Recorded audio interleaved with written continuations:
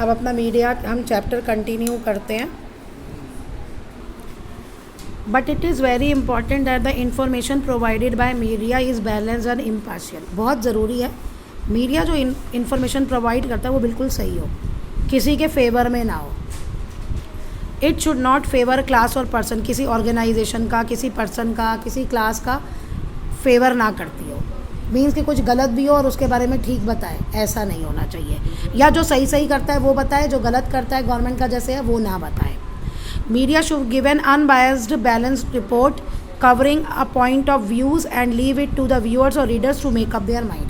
अब किसी इशू के बारे में अगर मीडिया को कोई न्यूज़ दिखानी है तो जो है वही सही सही दिखाए, ठीक है. अनबैलेंस्ड रिपोर्ट दिखाए, ये नहीं कि किसी के फेवर करे, जो गलत है वो छुपा दे, जो सही है वो दिखा दे. अब बाकी लोगों पे छोड़ दे, वो अपना व्यू अपने आप बनाते रहेंगे. जो भी उनको सोचना समझना है वो सोचते समझते रहेंगे. आप रियलिटी दिखाओ, जो चीज़ जैसी है वही दिखाओ, ये कहना चाह रहा है. But do you understand when you look at a news item. जब आप एक न्यूज़ आइटम पे देखते हो, do you believe it immediately और लुक एट इट क्रिटिकली. तो क्या तुम एकदम उस पर विश्वास कर लेते हो या क्रिटिकली सोचते हो कि विश्वास करें या ना करें. कुछ शक होता है और स्टोरी भी दूसरी साइड सोचते हो. मैं सोचती हूँ, मेरा नेचर है. Do you ever wonder if media is impartial and gives you the truth and truth alone. तो कहते हैं क्या आपने कभी सोचा है कि मीडिया इम्पार्शियल है और हमेशा आपको सच या सिर्फ सच दिखाता है. कभी कभी कुछ केसेस में नहीं भी होता. आप जो गूगल या व्हाट्सअप की न्यूज़ लेते हैं वो टाइम टेस्टेड नहीं होते. वो ज़रूरी नहीं है कि वो सच हों. तो उन पे तो कभी भी जो व्हाट्सअप पे आया, उस पर आया, इंटरनेट वगैरह पे, उस पर इतनी जल्दी विश्वास मत किया करो.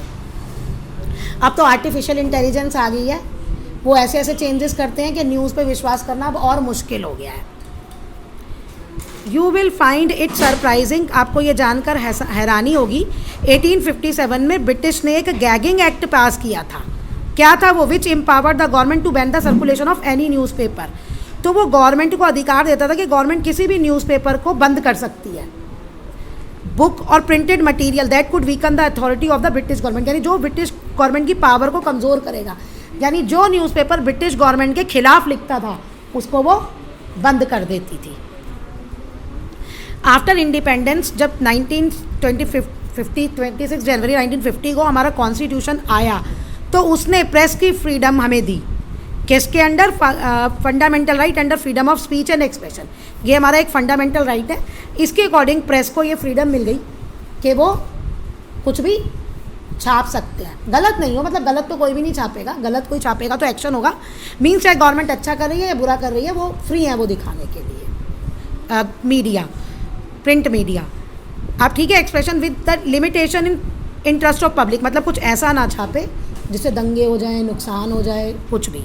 इन recent time the role and importance of media is changing as a rapid speed. अब मीडिया का रोल और इम्पॉर्टेंस चेंज हो रहा है बहुत तेज़ स्पीड से. क्यों? क्योंकि ग्लोबलाइजेशन हो रहा है.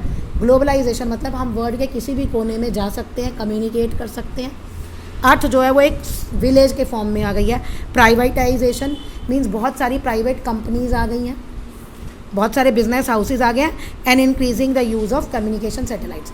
कम्युनिकेशन सैटेलाइट्स का इस्तेमाल बहुत ज़्यादा बढ़ता जा रहा है. Indian media is free. Indian media free है. Government can ban the media from broadcasting और publishing certain item to protect the interest of our country और सम रिलीजियस और cultural group. This is known as censorship.